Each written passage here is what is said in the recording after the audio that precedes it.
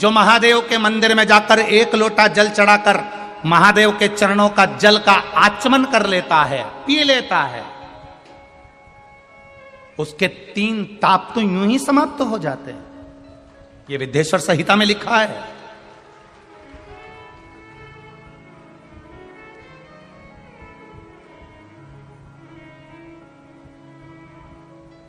मेरे देवादिदेव महादेव के पास में जो भी सामग्री रखी है वो कोई साधारण सी नहीं है। शिव जी के पास में अगर सर्प भी रखा है तो वो भी कीमत वाला है, एक डमरू भी रखा है तो वो भी कीमत वाला है, एक त्रिशूल भी रखा है वो भी कीमत वाला है। मेरे शंकर भगवान के पास में जो भस्म रमी हुई है वो भी कीमत वाली है। और जब शिव जी से लगी हुई भस्म की कीमत हो जाती है, शिव जी के शरीर से लगे हुए मृग चर्म की कीमत हो जाती है, शिव जी के शरीर से लगी हुई एक बेलपत्री की कीमत हो जाती है, शिव जी के शरीर से लगे हुए एक गंगा की धार की कीमत हो जाती है, शिव जी के शरीर से लगी हुई एक मट्टी की कीमत हो जाती है, शिव जी के शरीर से लगे हुए एक पुष्प की कीमत हो जाती है। तो जो शिव जी से लगा रहता है उस मनुष्य की कीमत भी मेरा भोलेनाथ बढ़ा देता है। वो कीमत बढ़ाने वाला मेरा देवादिदेव महादेव है। वो कीमत बढ़ाने वाला मेरा शंकर, मेरा ओघड़ी, मेरा दातार, मेरा दयालु, मेरा शिव है। जो परमात्मा से एक बार लग गया, जो शिव तत्व तक पहुंच गया, जो शिव महापुराण की कथा में या शिव मंदिर तक, शिवालय तक पहुंच गया, उसको परमात्मा ने पकड़ कर रखा है। हमारा भारत देश कोई साधारण सा देश नहीं है। पूरे दुनिया के लोगों को इस भारत देश पर गौरव होता है।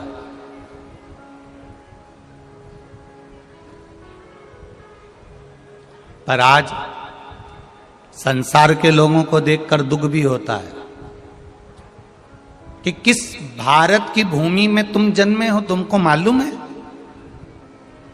ये भारत की वो भूमि है जहां का पत्थर भी पानी में तैर जाता है तो मनुष्य तो भव से पार उतर ही जाता है।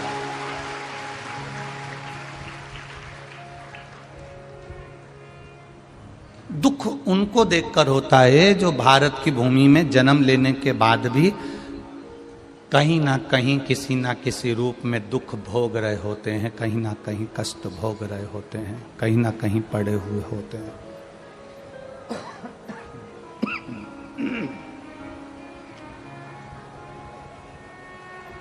जिस भारत की भूमि का पत्थर भी पानी में तैर जाए, जिस भारत की भूमि का एक पत्थर का टुकड़ा भी पानी में तैर जाता है, ये वो भारत की भूमि है जहां पर केवल पत्थर जब पानी में तैर सकता है तो आप भगवान का नाम लेकर इस भव सागर में भी तैर कर पार उतर सकते हैं। केवल पत्थर नहीं,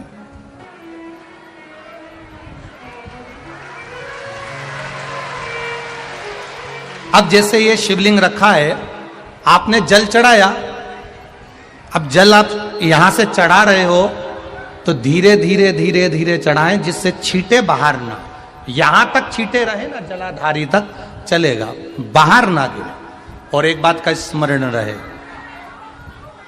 यदि बेलपत्री, फूल, पत्ती जल चढ़ाने के बाद ये सब अगर नीचे गिर जाए, जलाधारी पर गिर गया या नीचे उतर गया, तुम्हारा पूरा जल चढ़ जाए, तुम्हारे पास में चंदन नहीं है, अबीर नहीं है, गुलाल नहीं है, कुछ भी नहीं हो, तो भी अपने हाथ की 3 उंगलियों से रेखा 3 खींचकर और फिर जो माला आदिक भगवान की रखी थी उसी से भगवान का वापिस पूरा श्रृंगार कर कर फिर वापिस आइए, भगवान को पूर्ण श्रृंगार।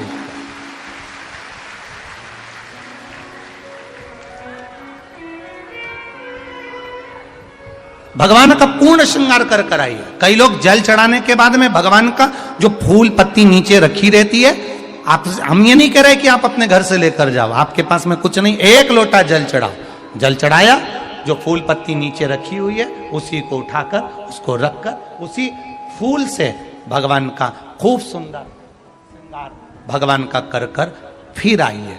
क्यों?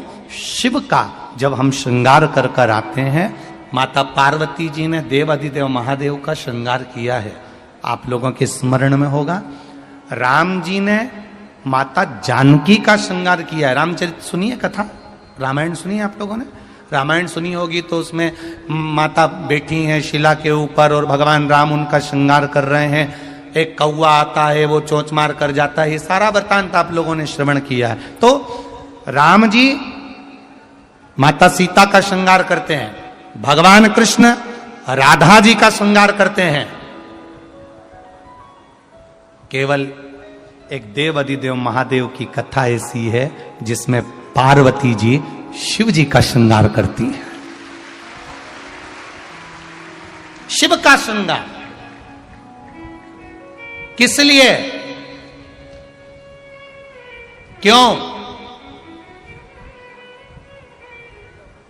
कहा जल चढ़ाने के बाद वहीं पर पड़ी हुई पत्ती से, फूल से, जो चढ़े हुए फूल हैं, चढ़ी हुई पत्ती है, चढ़ा हुआ निर्माल्य है, जो भी शिव जी का है, उसी को धोकर वापिस भगवान का श्रृंगार कर कर आना चाहिए।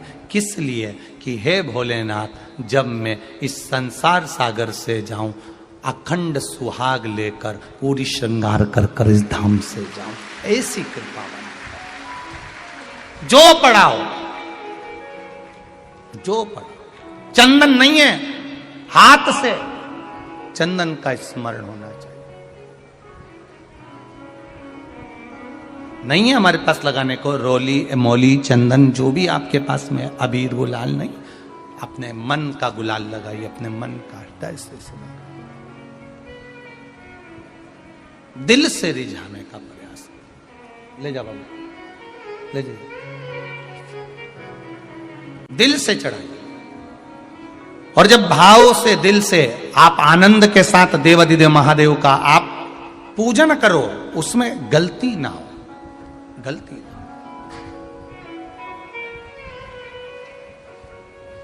देखिए, पितरों की 3 बेटियों को श्राप लग गया। श्राप क्या लगा? तुम्हें पृथ्वी पर जाना पड़ेगा, मृत्यु लोक में जाना पड़ेगा, और तुम्हें मृत्यु लोक में जन्म लेना पड़ेगा। मृत्यु लोक में जाना पड़ेगा और तुम्हें जन्म लेना पड़ेगा। अब दुख आ गया। पितरों की बेटियां, इन्होंने पूछा हमारा भी कल्याण हो और पितृलोक में जितने पितर आए उनका भी कल्याण हो। जो अधोगति में, जैसे हमारी गति बिगड़ी है, हम अभी युवान अवस्था में हैं, आपको चोट लगी, आपने हमको श्राप दिया, मान लो कोई अधोगति में प्राण छोड़कर चला जाता है, उसका उद्धार कैसे हो? सनकादि ऋषि से पूछ रही, आप कृपा करो, आप दया करो।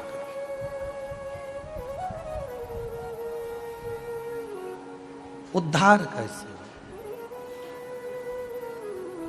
महाराज,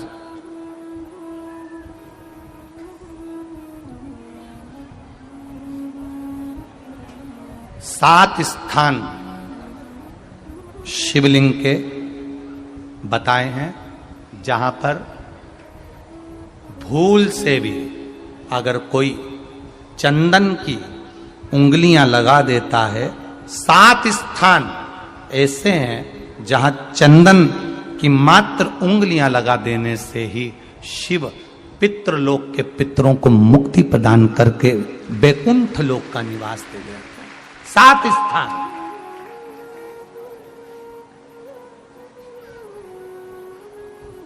और वो 7 स्थान जो चंदन के बताए गए, पहला भगवान देवाधिदेव महादेव के शिवलिंग पर चंदन का लेपन। समझ लेना जरा बहुत अच्छे से। आपको लगता है स्वप्न में कोई मुर्दे दिख रहे हैं, या कोई जल रहा है, या कोई मर रहा है, या कोई चला गया है, ऐसा भय लगता है। बच्चों को मानी भेजूंगी ऐसा हो जाएगा, पति को मानी भेजूंगी ऐसा हो जाएगा, कोई हमारे कोई गलत तो नहीं कर रहा है, आपको लगता है। 7 स्थान चंदन के बताएं महाराज। पहला शिवलिंग, दूसरा जहां गणेश जी का स्थान है, मालूम है ना सबको, जम के बोलो जरा, मालूम है ना सबको, जहां गणेश जी का स्थान है वहां अलग से गणेश जी बैठे, वहां नहीं। शिवलिंग में जलाधारी के ठीक सामने राइट में गणेश, लेफ्ट में कार्तिकेय, बीच में अशोक सुंदरी। तो पहला चंदन बाबा के शिवलिंग पर, दूसरा गणेश जी पर चंदन की उंगली, तीसरा षडानंद कार्तिकेय पर चंदन की उंगली, चौथा अशोक सुंदरी पर चंदन की उंगली, पांचवा जलाधारी पर चंदन की उंगली, छठा जो शिवलिंग का जल बह रहा है इसके ठीक विपरीत की ओर चंदन की उंगली, और सातवां चंदन नंदी के मस्तक के ऊपर जो 2 सींग लगे रहते हैं उस पर चंदन की उंगली। ये कब लगाई जाती है? या तो अमावस्या के दिन आपको लगता है कि हमारे पूर्वजों का उद्धार नहीं हुआ, हमारे पूर्वजों का कल्याण नहीं हुआ, कहीं अधोगति में कोई चला गया है, उसका बस एक बार, रोज नहीं जरूरत है, प्रतिदिन जरूरत ही नहीं, महीने में एक बार अगर अमावस्या के दिन भी आपने चंदन के थोड़ा सा चंदन अगर मेरे देव अधिदेव महादेव को 7 स्थान पर समर्पित किया है। अशोक यहां पर वर्णन कर रही है, मैना, धन्य और कला की कथा कर रही है। तीनों ने सनकादि ऋषियों से मांगा। चंदन भगवान को अति प्रिय होता है, और चंदन ही एक ऐसा होता है जो पितरों को भी प्रिय होता है, जिसका स्पर्श मात्र लगने से पूर्वजों का कल्याण हो जाता है। वो चंदन का 7 स्थान चंदन के कहे, 7 स्थान किसी को भी साधारण नहीं समझना। घर में माता हो, घर में पिता हो, घर में भाई बंधु कुटुंब कबीला नाते रिश्ते जितने भी समाये हुए हैं, जो भी हमारे परिवार में है, हम इसको हल्का ना समझे, हम इसको साधारण ना समझे।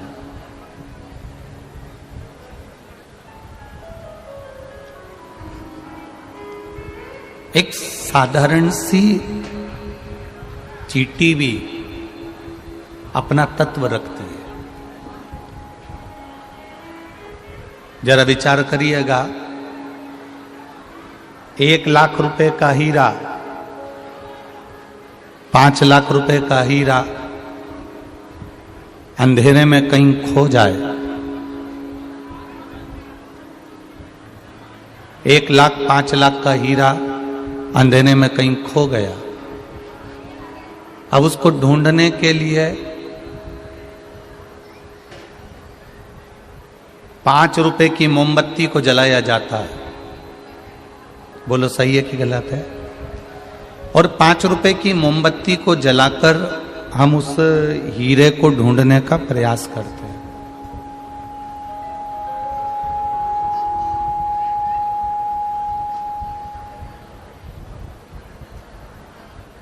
एक लाख रुपए के हीरे को अंधेरे में ढूंढने के लिए 5 रुपए की मोमबत्ती को जलाया जाता है, और उसके प्रकाश से हम हीरे को ढूंढने का प्रयास करते हैं।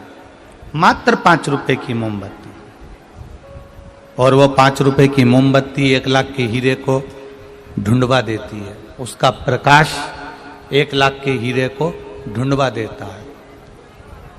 मात्र 5 रुपए की मोमबत्ती थी, 7 रुपए की मोमबत्ती थी, 10 रुपए की मोमबत्ती थी, जिसने 1 लाख के हीरे को अंधेरे में से ढूंढकर निकालकर बाहर दे दिया।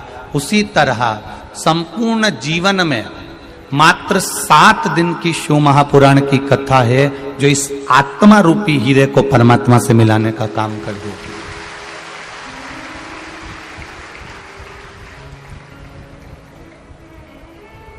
अब लोग कहें कि साहब वो शिव पुराण में है क्या, शिव पुराण में रखा क्या है, शिव पुराण में है क्या आखिर, शिव महापुराण में ऐसा है क्या आखिर, शिव पुराण में ऐसा क्या है? कुछ है तभी तो संसार के लोग इस शिव महापुराण के तत्व को जानने का प्रयास कर रहे हैं।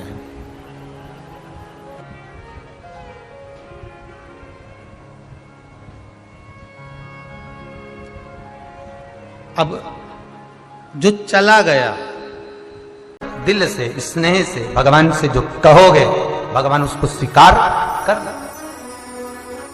ऐसे भगवान नहीं मिल सकता था। अंबादास जी कह रहे हैं मुझे राम नहीं मिलता, पर वचन पर विश्वास करा, राम मिल गए।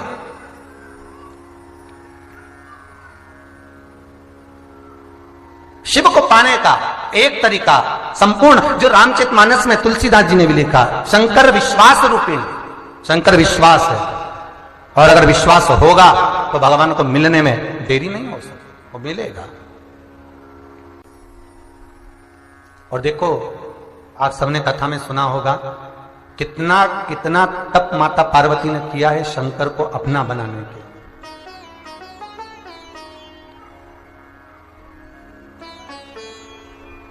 और कितने व्रतों का पुण्य है जो माता पार्वती को शिव मिले हैं।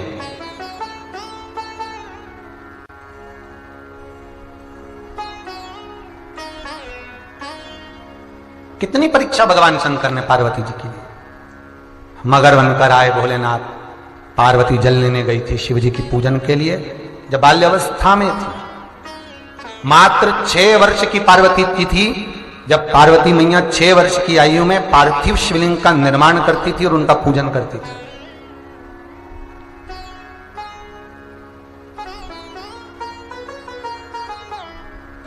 और पार्थिव शिवलिंग का निर्माण करना, उसका पूजन करना, फिर उसका स्मरण में डूब जाना, एक नियम है हमारे यहां शास्त्र में कि भगवान शंकर का जो पार्थिव शिवलिंग बनाया जाता है, वो पार्थिव शिवलिंग को बनाकर जिसकी पूजन करी जाती है, उस पार्थिव शिवलिंग को शाम तक रखकर रात्रि होने से पहले विसर्जन किया जाता है। पार्थिव शिवलिंग का एक नियम है और पार्थिव शिवलिंग का एक विधान भी है। यह जरूरी नहीं है कि पार्थिव शिवलिंग मिट्टी तुमको बहुत सारी मिल गई तो तुमने बहुत बड़ा शिवलिंग बना लिया। आजकल एक नया ट्रेड आ गया, नया फैशन आ गया कि बहुत बड़ा बड़ा मट्टी का शिवलिंग बना लो और फिर उसका अभिषेक करो, पूजन करो, विसर्जन करो। ये हमारे यहाँ शास्त्र नहीं। हमारा शास्त्र कहता है कि जिस शिवलिंग की आप पूजन कर रहे हो, जिस शिवलिंग का आप स्मरण कर रहे हो, जिस शिवलिंग का आप दर्शन कर रहे हो, जिस शिवलिंग की आप पूजन पार्थिव निर्माण कर रहे हो, उसकी आकृति भले मिट्टी ज्यादा हो फिर भी छोटी ही बनना चाहिए।